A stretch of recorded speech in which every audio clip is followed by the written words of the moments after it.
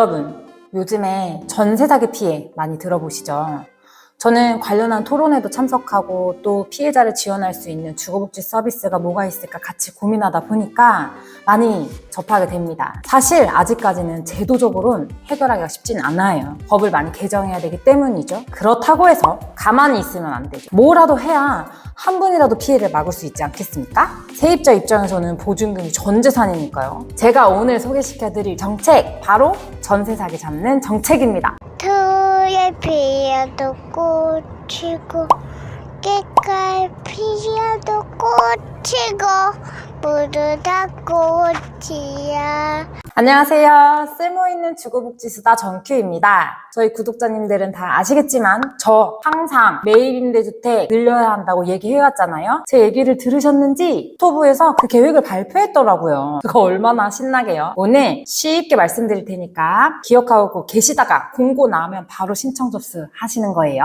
아시다시피 LH에서는 다양한 임대주택들이 나옵니다. 평생 10만 원도 안 되는 월세를 내면서 살 수 있는 영구임대주택, 30년 거주 가능한 20만 원대 월세의 국민임대주택, 월세 없이 전세 보증금만 내고 20년 살 수 있다는 장기 전세주택, 대학생 신혼부부들을 위해 공급한 행복주택, 그리고 전국적으로 고령자 복지주택들도 많이 나오고 있는 거 아시죠?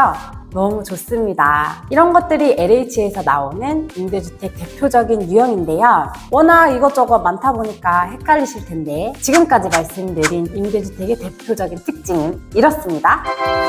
그런데 이 임대주택들은 아파트를 건설하는 형태이다 보니까 도심지 내에 교통이 편리하고 직장에 가까운 곳에 새로 건설되기가 참 쉽지 않아요. 전세 사기는 많고 민간 부동산 가격은 아직도 여전히 높습니다. 그러다 보니 똑똑하신 분들은 공공임대주택에 관심을 많이 갖게 되시죠. 많이 몰리는데 공급은 적어. 그러니 당연히 당첨되기 쉽지 않습니다. 그리고 제가 앞에 말씀드렸던 거 다 아파트 유형이에요. 편리하고 너무 좋긴 하지만 그만큼 관리비를 추가로 납부해야 되는 경제적 부담도 있기는 합니다. 그래서 제가 매입임대주택을 선호하는 이유입니다. 아파트보다 건설 비용이 적다 보니까 우리가 거주하기에 너무 가격이 적절해. 오늘 제도가 이걸 다 풀었어요. 너무 신납니다. 첫째, 든든 전세주택. 둘째, 신축 매입임대주택. 이렇게 두 가지입니다. 이 이름 꼭 기억하셔야 돼요. 첫째, 든든 전월세주택.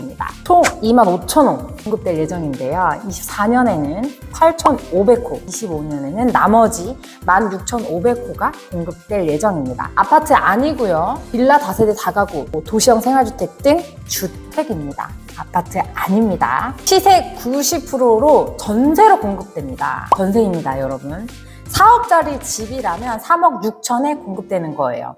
지금까지 전세로 공급된 임대주택은 단기 전세주택 하나밖에 없었어요. 아파트 형태죠. 그런데 일반 주택 형태의 매입 임대도 이젠 전세로 나오게 되는 겁니다. 너무 좋죠? 총 8년 거주 가능합니다. 기본 4년, 연장 4년, 총 8년 거주 가능한데요. 민간 전월세는 2+2, 기본 2년, 연장 2년, 총 4년 거주가 가능한데 이거의 2배, 8년 거주 가능합니다.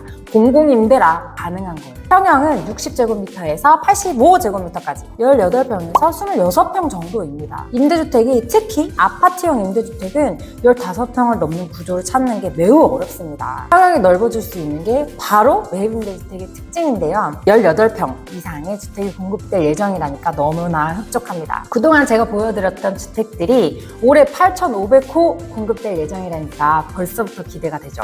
네, 아주 든든합니다. 누가 신청할 수 있나? 이거 너무너무 중요하죠. 소득, 자산 무관합니다. 소득, 자산 안 봅니다. 무주택이기만 한다면 다 신청하실 수 있고요. 추첨으로 선정합니다. 까다로운 신청 자격 요건 선정 방법 없습니다. 내가 자가가 아니면 다 신청하실 수가 있어요. 이런 주택 뭐가 있었나요? SH 장기 미임대 매입임대 주택 있었죠.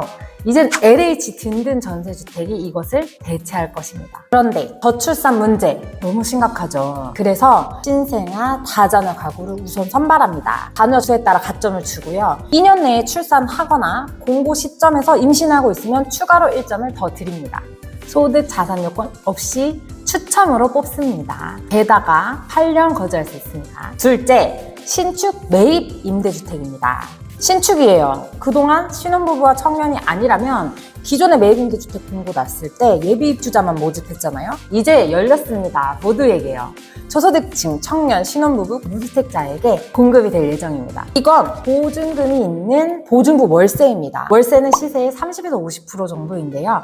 70%가 저렴한 가격에 나올 예정입니다. 20년 거주 가능합니다. 총 75,000원 공급 예정입니다. 신축 매입 임대주택은 더 많아져야 하는데요. 예산 확보가 아주 중요한 관건이 되겠습니다. 유의할 것, 지금 제가 말씀드리는 건 아직 공고 나지 않았어요. 그래서 이름 꼭 기억해 두시고요.